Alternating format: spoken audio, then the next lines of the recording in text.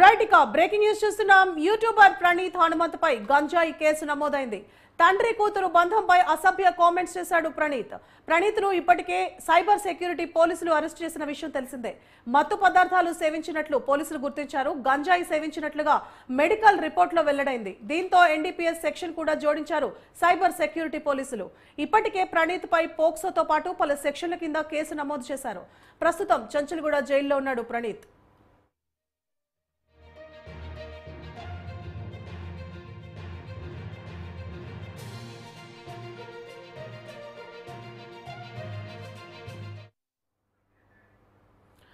Right ఇక breaking news చూస్తున్నాం. YouTuber Praneeth Hanumanth పై గంజాయి కేసు కూడా నమోదైంది. తండ్రి కూతురు బంధంపై అసభ్య కామెంట్స్ చేసినందుకు ఇప్పటికే సైబర్ పోలీసులు ప్రణీత్ హనుమంత్ ని అరెస్ట్ చేశారు. ఇక ఇదే అంశానికి సంబంధించి మరింత సమాచారాన్ని మా క్రైమ్ బ్యూరో చీఫ్ కృష్ణ అందిస్తారు. కృష్ణ.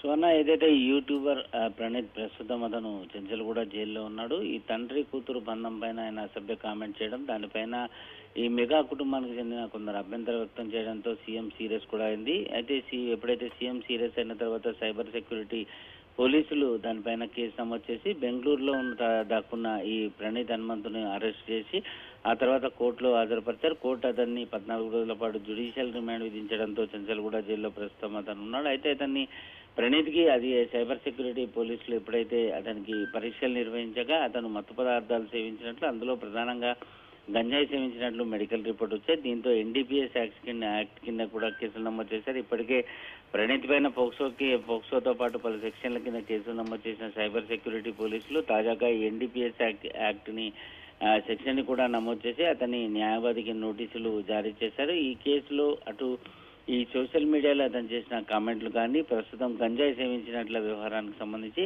అతన్ని 3 రోజుల పాటు కస్టడీ కోరుతూ ఇటు నాంపల్లి కోర్టులో వారు పిటిషన్ దాఖలు చేయడం జరిగింది. దీనిపైన మరి కాసేపట్లో కోర్టు కస్టడీకి ఇచ్చే అవకాశాలు కూడా లేకపోలేదు.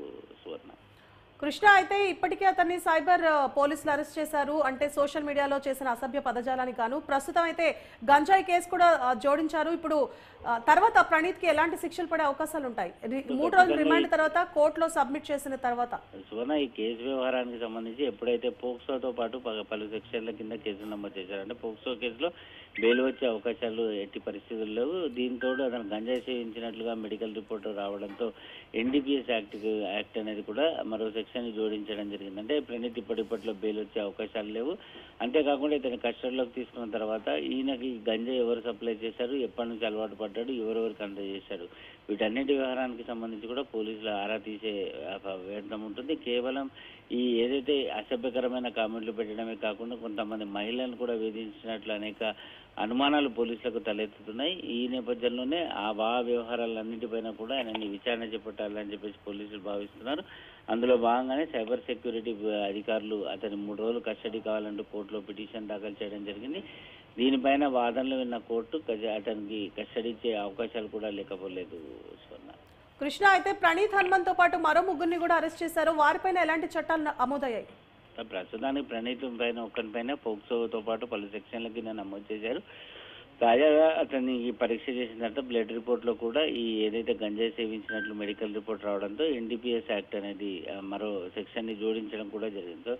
సాధారణంగా మిగతా 2 వ్యక్తుల వ్యవహారానికి సంబంధించి పోలీసులు కేవలం వారిపైన హరాస్మెంట్ అనేది కేసు ఒకటి మాత్రమే నమోదు చేశారు.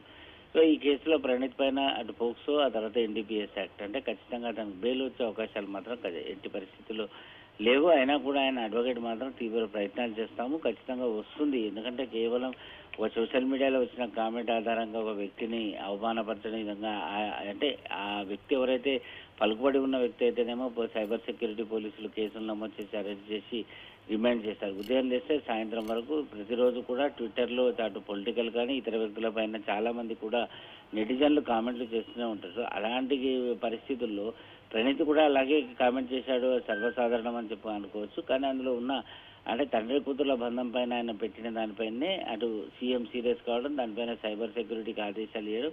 సో సీఎం ఎప్పుడైతే ఆదేశాలు చేశాడో వారి దగ్గర మెప్పు పొందేందుకు పోలీసులు అతనిపైన అత్యుత్సాహం ప్రదర్శించి ఆ కేసులు నమోదు చేశారని ఆయన అడ్వకేట్ ఆరోపణలు చేస్తున్నారు. ఏదేమైనప్పటికీ ఈ రోజు కస్టడీ ఇస్తుందా లేదంటే ఆయన బెయిల్ పిటిషన్ వేసిన తర్వాత ప్రణీత్ హనుమంత్కు బెయిల్ ఇస్తుందా అనేది కొంత ఉత్కంఠ వాతావరణాన్ని నెలకొంది. Right, thank you Krishna.